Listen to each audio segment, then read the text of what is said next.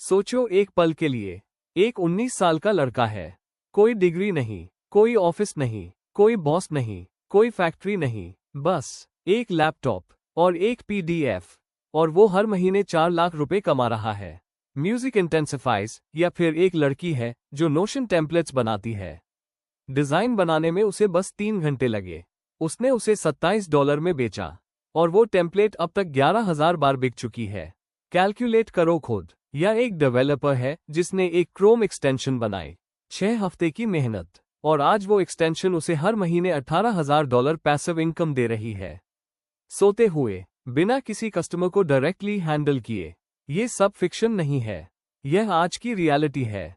Internet ने business को completely बदल दिया है, और ज्यादातर लोगों को इसका अभी तक पूरा एहसास नहीं हुआ।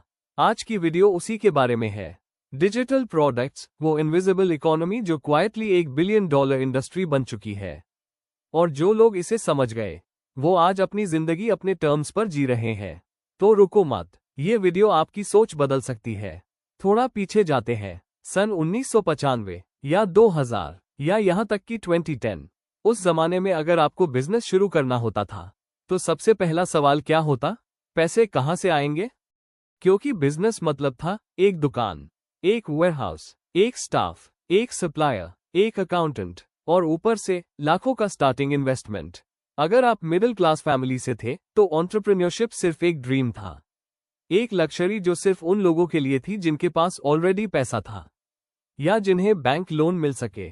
बिजनेस एक प्रिविलेज था, एक गेम जो पैसे वालों के लिए था, और बाकी लोग, वो जॉब्स ढूंढते थे, 9 to 5 करते थे, और यही नॉर्मल था। फिर इंटरनेट आया, पहले slowly, dial up connections, Yahoo और ऑकुट के जमाने में, फिर तेज ब्रॉडबैंड, यूट्यूब, फेसबुक, और फिर एक तूफान की तरह स्मार्टफोन्स, 4G, जियो रेवोल्यूशन। और उसके साथ आया एक कंप्लीटली नया आइडिया कि क्या हो अगर आपको बिजनेस के लिए कोई फिजिकल चीज ना बेचनी पड़े। कोई दुकान नहीं, कोई स्टॉक नहीं, कोई डिलीवरी नहीं, कोई वेयरहाउस नहीं, सिर्फ आपका दिमाग, आपका नॉलेज, आपका स्किल, और एक इंटरनेट कनेक्शन। यही थी डिजिटल प्रोडक्ट्स की शुरुआत। तो एग्जैक्टली क्या होता है एक डिजिटल प्रोडक्ट? सिंपली कहें तो कोई भी ऐसी चीज जो आप डिजिटली क्रिएट करो और डिजिटली बेचो। कोई फिजिकल एग्जिस्टेंस नहीं, कोई शिपिंग नहीं, कोई पैकेजिंग नहीं, बस एक फाइल, एक लिंक, एक डाउनलोड। एग्जाम्पल्स, ई बुक्स और पीडीएफएस। आपने किसी टॉपिक पर अपना नॉलेज लिखा, उसे पीडीएफ बनाया, और बेच दिया, $5 से $500 तक।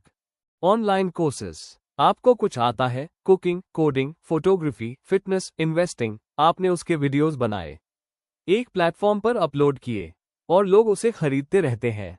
आप सोते रहते हो। Templates, Notion templates, Canva templates, Excel spreadsheets, resume templates, social media post templates. एक बार बनाओ, हजारों बार बेचो। प्रीसेट्स और फिल्टर्स, फोटोग्राफर्स और वीडियोग्राफर्स अपने एडिटिंग स्टाइल्स को प्रीसेट्स में पैक करते हैं, और क्रिएटर्स उन्हें खरीदते हैं अपना कंटेंट बेटर बनाने के लिए। म्यूजिक और sound PACS, background music, sound effects, royalty free tracks, content creators इन्हें खरीदते हैं डेली। सॉफ्टवेयर और एप्स, क्रोम एक्सटेंशंस, प्लगइन्स, सास tools, micro tools, prompt PACS. Yes, आज लोग चैट जीपीटी के प्रॉम्प्ट्स बेच रहे हैं, और लोग खरीद रहे हैं।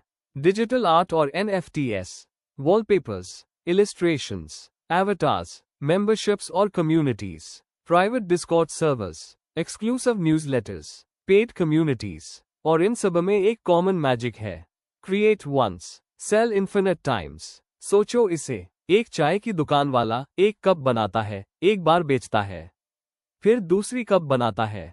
लेकिन एक डिजिटल प्रोडक्ट क्रिएटर एक चीज बनाता है, और वो चीज ऑटोमेटिकली 1000 बार बिक सकती है, बिना उसकी कोई एक्स्ट्रा एफर्ट के। यही डिफरेंस है, यही रेवोल्यूशन है। लेकिन ये सब हुआ कैसे? डिजिटल प्रोडक्ट्स तो पहले भी थे।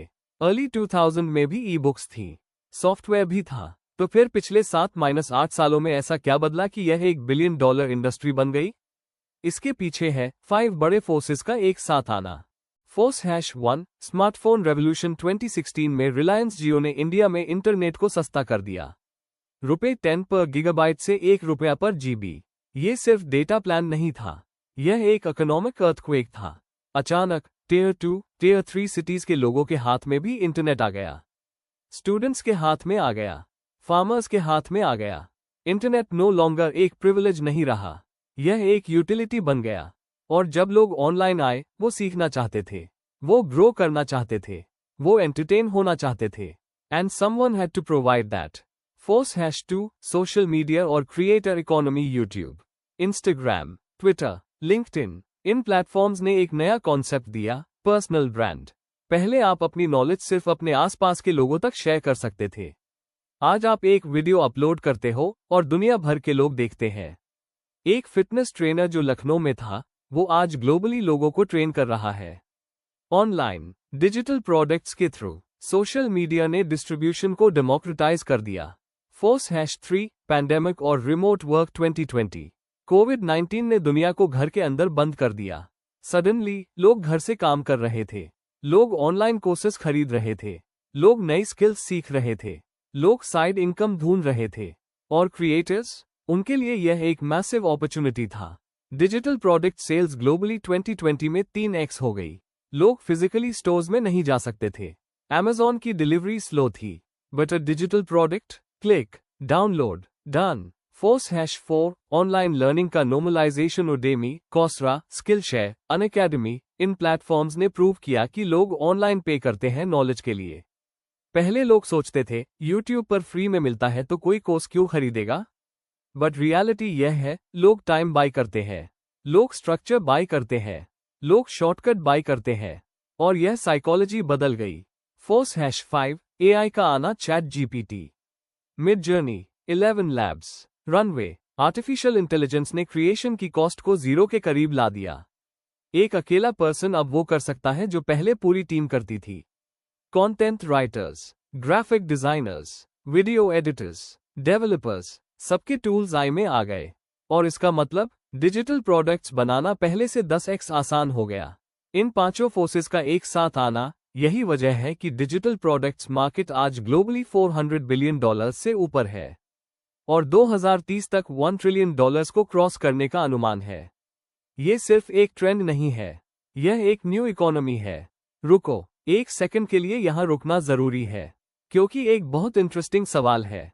अगर YouTube पर सब फ्री है, अगर Google पर सब फ्री है, तो फिर लोग डिजिटल प्रोडक्ट्स के लिए पैसे क्यों देते हैं? ये साइकोलॉजी समझना बहुत जरूरी है। पहली वजह, time is the new currency. आज इन्फॉर्मेशन का कोई शॉर्टेज नहीं है, बल्कि प्रॉब्लम यह है कि इन्फॉर्मेशन बहुत ज्यादा है। आपको इन्वेस्टिंग सीखनी है, Google पर 47 करोड़ रिजल्ट्स है। कौन सा सही है? कहां से शुरू करें? कितना टाइम लगेगा? यही कंफ्यूजन है जो लोगों को एक स्ट्रक्चर्ड कोर्स खरीदने पर मजबूर करती है। आप इन्फॉर्मेशन नहीं खरीद रहे, आप क्लैरिटी खरीद रहे हो, आप डायरेक्शन खरीद रहे हो, आप समवन एल्स की ऑलरेडी की हुई रिसर्च खरीद रहे हो। दूसरी वजह, आउटकम बेस्ड बाइंग। कोई भी PDF नहीं खरीदता, कोई भी कोर्स नहीं खरीदता, लोग रिजल्ट खरीदते हैं। ये कोर्स लेने के बाद मैं फ्रीलांसिंग शुरू कर पाऊंगा, ये टेम्पलेट लेने के बाद मेरा रिज्यूम स्टैंड आउट करेगा, यह ई-बुक पढ़ने के बाद मुझे इंस्टाग्राम ग्रोथ समझ आएगी। फाइल का कोई वैल्यू नहीं है, ट्रांसफॉर्मेशन का वैल्यू है। और जो क्रिएटर्स ये समझ गए, उन्होंने अपनी प्रोडक्ट्स को इसी तरह पोजीशन किया। ये PDF नहीं है, यह आपकी नेक्स्ट 50,000 रुपए की सैलरी का शॉर्टकट है। तीसरी वजह, इंस्टेंट ग्रेटिफिकेशन। Amazon पर कुछ ऑर्डर करो, 2 दिन में आएगा। फिजिकल बुक मंगाओ, 3-4 दिन। डिजिटल प्रोडक्ट, पे करो, डाउनलोड करो, 10 सेकंड्स में। हम एक ऐसी जनरेशन में हैं जो वेट नहीं कर सकती, और डिजिटल प्रोडक्ट्स इस साइकोलॉजी को परफेक्टली सर्व करती है। चौथी वजह, सोशल प्रूफ और फोमो। जब आप देखते हो कि 5,000 लोगों ने ये कोर्स खरीदा, जब आप देखते हो कि किसी ने इस ई-बुक से अपनी इनकम डबल की, जब आप देखते हो कि आपके फ्रेंड ने ये टेम्पलेट यूज किया और जॉब मिली, तो आप भी खरीदते हो। ये ह्यूमन नेचर है, और डिजिटल प्रोडक्ट्स इसे मास्टरफुली यूज करते हैं। 2018 बेंगलोर में एक 22 साल का इंजीनियरिंग स्टूडेंट था। जॉब कैंपस प्लेसमेंट में नहीं मिली, पेरेंट्स प्रेशर में थे। उसने कोडिंग सीखी थी, वेब डेवलपमेंट जानता था। उसने सोचा, क्यों ना एक कोर्स बनाऊं? उसने उडेमी पर एक HTML CSS कोर्स अपलोड किया। प्राइस रखा ₹499। पहले महीने 12 एनरोलमेंट्स, ₹5,988। वो खुश था, लेकिन फिर उसने कुछ और किया। उसने YouTube चैनल शुरू किया, फ्री कंटेंट देने लगा, ऑडियंस बनाए, ट्रस्ट बनाया। 6 महीने बाद उसका कोर्स 4 लाख रुपए कमा रहा था, बिना किसी ऑफिस के, बिना किसी बॉस के, अपने हॉस्टल रूम से। ये सिर्फ एक स्टोरी नहीं है, यह एक पैटर्न है जो हजारों लोगों के साथ हो रहा है। डिजाइनर से प्रोडक्ट क्रिएटर। एक ग्राफिक डिजाइनर जो 15,000 रुपए की जॉब कर रहा था, उसने कैनवा टेम्पलेट्स बनाए, गुमरोड पर लिस्ट किया, $15 पर टेम्पलेट। आज उसकी 3 टेम्पलेट पैक्स है, and they sell every single day. Fitness trainer. एक पर्सनल ट्रेनर जो जिम में 6 घंटे खड़ा रहता था, उसने एक 12 वीक वर्कआउट PDF बनाए, इंस्टाग्राम पर प्रमोट किया। 999 रुपए की प्राइसिंग, पहले मंथ में 400 सेल्स। College student. एक स्टूडेंट ने अपने UPSC नोट्स को PDF में कंपाइल किया, टेलीग्राम चैनल पर शेयर किया, 199 रुपए में वायरल हुआ, 7,000 से ज्यादा डाउनलोड्स। ये क्रिएटर इकोनॉमी है, जहां नॉर्मल लोग बिना किसी बड़े इन्वेस्टमेंट के अपने नॉलेज और स्किल्स को मोनेटाइज कर सकते हैं। और सबसे पावरफुल बात, जियोग्राफी का कोई लिमिटेशन नहीं। एक जयपुर में बैठा क्रिएटर अमेरिका, UK, ऑस्ट्रेलिया के कस्टमर्स को सर्व कर सकता है। इंटरनेट ने बॉर्डर्स हटा दिए। और फिर 2022 में कुछ हुआ। नवंबर 30, 2022, ओपनआई ने ChatGPT लॉन्च किया और डिजिटल प्रोडक्ट्स की दुनिया फॉरएवर बदल गई। पहले एक ईबुक लिखने में हफ्ते लगते थे, ChatGPT के साथ डेज में। पहले कोर्स करिकुलम बनाने में रिसर्च लगती थी, ChatGPT के साथ आवर्स में। पहले डिजिटल आर्ट बनाने के लिए ईयर्स की प्रैक्टिस चाहिए थी, मिड जर्नी के साथ एक प्रॉम्प्ट में। पहले एक वॉइस ओवर के लिए आर्टिस्ट हायर करना पड़ता था, 11 लैब्स के साथ किसी की भी वॉइस क्लोन करो। आई ने एंट्री बैरियर को ऑलमोस्ट 0 कर दिया। अब एक स्टूडेंट जो डिजाइनर नहीं है, आई से डिजाइन्स बना सकता है। एक क्रिएटर जो राइटर नहीं है, आई से कंटेंट लिख सकता है। एक सोलोप्रेन्योर जो डेवलपर नहीं है, आई से टूल्स बिल्ड कर सकता है। और इसका रिजल्ट, डिजिटल प्रोडक्ट मार्केट में एक फ्लड आ गई। हर कोई क्रिएटर बनने लगा, हर कोई प्रोडक्ट बनाने लगा। लेकिन यहाँ एक इम्पॉर्टेंट ट्विस्ट है, जब सप्लाई बढ़ती है, क्वालिटी की इंपॉर्टेंस और बढ़ जाती है। आई टूल्स सबके पास है, लेकिन जेन्युइन इनसाइट, रियल एक्सपीरियंस और ऑथेंटिक वॉइस, वो सिर्फ आपके पास है। आई आपका टूल है, लेकिन आप उसके टूल नहीं हो। जो क्रिएटर्स ये समझ गए, वो आज विन कर रहे हैं। और जो सिर्फ आई से जेनेरिक कंटेंट जनरेट कर रहे हैं, वो नॉइस में खो रहे हैं। अब मुझे एक ऐसी बात कहनी है जो शायद कोई और नहीं कहेगा, क्योंकि अगर मैं इसे नहीं बताया तो ये वीडियो इनकम्प्लीट होगी। डिजिटल प्रोडक्ट्स की दुनिया में एक डार्क साइड भी है। फेक गुरुज। इंस्टाग्राम और यूट्यूब पर हजारों ऐसे लोग हैं जो लैम्बोर्गिनी के सामने खड़े होकर बोलते हैं, मैंने 3 महीने में 1 करोड़ रुपए कमाया, मेरा कोर्स लो, तुम भी कमाओगे। और उनका कोर्स 30,000 रुपए का। इनकम्प्लीट कॉन्टेंट, रिसाइकल्ड इन्फॉर्मेशन जो यूट्यूब पर फ्री में मिलती है। लोग इन्वेस्ट करते हैं, रिजल्ट्स नहीं मिलते और पैसे वेस्ट होते हैं। कॉपीड और लो क्वालिटी प्रोडक्ट्स। आई के आने के बाद मार्केट में ऐसे ई-बुक्स और कोर्सेस की बाढ़ आ गई जो जेनेरिक है। जीरो ओरिजिनल इनसाइट, बस ChatGPT से जनरेट किया हुआ कंटेंट रिपैकेज करके 999 रुपए में बेच दिया। ये बायर्स के साथ डिसऑनेस्टी है। Fake income screenshots. देखो मेरी स्ट्राइप डैशबोर्ड, $47,000 दिस मंथ, लेकिन वो ग्रोस रेवेन्यू है, रीफंड्स, फीस, टैक्सेस काटने के बाद कितना बचा? या वो स्क्रीनशॉट रियल भी है? आजकल screenshot editing tools easily available है। रियलिटी चेक ये है, ज्यादातर लोग जो 1 लाख रुपए पैसिव इनकम क्लेम करते हैं, वो एक्चुअली नहीं कमा रहे, या बहुत कम समय से कमा रहे हैं। मैं ये क्यों बता रहा हूं? क्योंकि आपको रियलिस्टिक होना है। डिजिटल प्रोडक्ट्स एक जेन्युइन अपॉर्चुनिटी है, लेकिन यह ओवरनाइट सक्सेस का शॉर्टकट नहीं है। रियल डिजिटल प्रोडक्ट बिजनेसेस जो सस्टेन करते हैं, वो बनते हैं जेन्युइन एक्सपर्टीज से, रियल ऑडियंस बिल्डिंग से, कंसिस्टेंट वैल्यू डिलीवरी से, मंथ्स और ईयर्स की पेशेंस से। जो आपको यह नहीं बताता, वो आपका फ्रेंड नहीं है। लेकिन ये सब जानने के बाद भी मैं फर्मली बिलीव करता हूं, डिजिटल प्रोडक्ट्स इंडस्ट्री सिर्फ बड़ी होगी, और बड़ी और बड़ी। क्यों? नॉलेज इकोनॉमी का उदय। दुनिया फिजिकल गुड्स से नॉलेज गुड्स की तरफ शिफ्ट हो रही है। अगले 10 सालों में सबसे वैल्यूएबल कंपनीज वो नहीं होंगी जो सबसे ज्यादा स्टील या ऑयल प्रोड्यूस करती है। वो कंपनीज होंगी जो best knowledge, best tools, best education provide करती है। ओपनआई, कॉसरा, नोशन, फिग्मा, ये सब नॉलेज इकोनॉमी की बच्चियां हैं। इंटरनेट फर्स्ट जनरेशन, आज जो 16-17 साल के बच्चे हैं वो ग्रो अप हुए हैं यूट्यूब और इंस्टाग्राम के साथ। उनके लिए ऑनलाइन बाइंग कंप्लीटली नॉर्मल है। डिजिटल प्रोडक्ट्स खरीदना कंप्लीटली नॉर्मल है। जैसे जैसे ये जनरेशन बड़ी होगी और अर्निंग शुरू करेगी, डिजिटल प्रोडक्ट्स की डिमांड और बढ़ेगी। हाइपर पर्सनलाइजेशन, आई की वजह से फ्यूचर में डिजिटल प्रोडक्ट्स और पर्सनलाइज्ड होंगे। आपकी लर्निंग स्टाइल के अकॉर्डिंग, आपके इंडस्ट्री के अकॉर्डिंग, आपके लेवल के अकॉर्डिंग। एक साइज फिट्स ऑल का जमाना जा रहा है।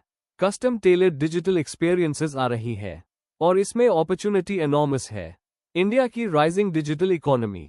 इंडिया आज दुनिया का सबसे बड़ा इंटरनेट यूजर बेस है, 800 मिलियन से ज्यादा इंटरनेट यूजर्स, और यह नंबर बढ़ रहा है। ओपी ने पेमेंट्स इजी कर दिए। रेजरपे ने क्रिएटर्स को इजीली प्रोडक्ट सेल करने की पावर दी। व्हाट्सएप ने डिस्ट्रीब्यूशन को आसान बना दिया। इंडिया में डिजिटल प्रोडक्ट्स का मार्केट अभी शुरुआत में है। जो आज एंटर करेगा वो अर्ली मूवर एडवांटेज लेगा। क्रिएटर्स के लिए ये सबसे अच्छा टाइम है। 5 साल पहले डिजिटल प्रोडक्ट्स बनाना टेक्निकली डिफिकल्ट था। डिजाइन आना चाहिए था, मार्केटिंग आनी चाहिए थी, टेक्स्ट सेटअप कॉम्प्लिकेटेड था। आज Gumroad, Lemon Squeezy, Notion, Canva, ChatGPT सब टूल्स अवेलेबल है, almost free. Barriers to entry कभी इतने कम नहीं थे और अपॉर्चुनिटीज कभी इतनी ज्यादा नहीं थी। हम अर्ली है। मैं चाहता हूं कि आप एक सेकंड रुको और सीरियसली सोचो। आज से 20 साल पहले अगर आपके पास कोई स्किल थी, कोई नॉलेज थी, तो आप उसे मोनेटाइज कैसे करते? शायद एक जॉब मिलती, शायद एक छोटी क्लास शुरू होती, शायद आसपास के कुछ लोगों तक रीच होती। आपकी लिमिट वो थी जहां तक आप फिजिकली पहुंच सकते थे। लेकिन आज अगर आपको फिटनेस आती है, आप दुनिया को ट्रेन कर सकते हो। अगर आपको कोडिंग आती है, आप ग्लोबली टूल्स बेच सकते हो। अगर आपको राइटिंग आती है, आप अपने वर्ड से इनकम बना सकते हो। अगर आपको फोटोग्राफी आती है, आप प्रीसेट्स बेच सकते हो। अगर आपको किसी टॉपिक में डीप नॉलेज है, आप उसे पैकेज करके बेच सकते हो। इंटरनेट ने ये पावर दी है और यह पावर इक्वली अवेलेबल है उस टीनेजर को जो टियर 3 सिटी में है, उस स्टूडेंट को जो हॉस्टल रूम में है, उस फ्रीलांसर को जो खुद को प्रूव करना चाहता है। अगली जनरेशन के बिलियनर्स वो फैक्ट्रीज नहीं बनाएंगे, वो पहले नॉलेज बिल्ड करेंगे, फिर ऑडियंस बिल्ड करेंगे, फिर प्रोडक्ट्स बिल्ड करेंगे। और इस प्रोसेस में कोई इन्वेस्टर्स की जरूरत नहीं, कोई बड़े ऑफिस की जरूरत नहीं, कोई परमिशन की जरूरत नहीं। सिर्फ आपकी विलिंगनेस अपने नॉलेज को सीरियसली लेने की, अपने स्किल्स को मोनेटाइज करने की और इंटरनेट को एक टूल की तरह यूज करने की। एक फिलोसोफर ने कहा था, the best time to plant a tree was 20 years ago. The second best time is now. Digital products के बारे में भी यही सच है। आप कल शुरू नहीं कर सकते, आप कल के बारे में सोच नहीं सकते, लेकिन आप आज अभी एक डिसीजन ले सकते हो कि आप ऑब्जर्वर रहोगे या पार्टिसिपेंट बनोगे। इंटरनेट रिवॉर्ड्स क्रिएटर्स, और क्रिएटर वो नहीं है जो परफेक्ट है, क्रिएटर वो है जो शुरू करता है। अगर यह वीडियो आपको वैल्यूएबल लगी तो एक काम करो, कमेंट करो और बताओ अगर आपको एक डिजिटल प्रोडक्ट बनाना हो तो वो क्या होगा। ई बुक, कोर्स, टेम्पलेट, टूल, मुझे जेन्युइनली जानना है, क्योंकि अगले कुछ वीडियोस में मैं एग्जैक्टली ये बताने वाला हूं कि आप अपना पहला डिजिटल प्रोडक्ट कैसे बनाएं, कहां बेचें, कैसे मार्केट करें बिना किसी इन्वेस्टमेंट के। तो अगर आप मिस नहीं करना चाहते, सब्सक्राइब जरूर कर लो और बेल आइकॉन दबा लो। ये चैनल उन लोगों के लिए है जो इंटरनेट को सीरियसली लेते हैं। मिलते हैं अगली वीडियो में।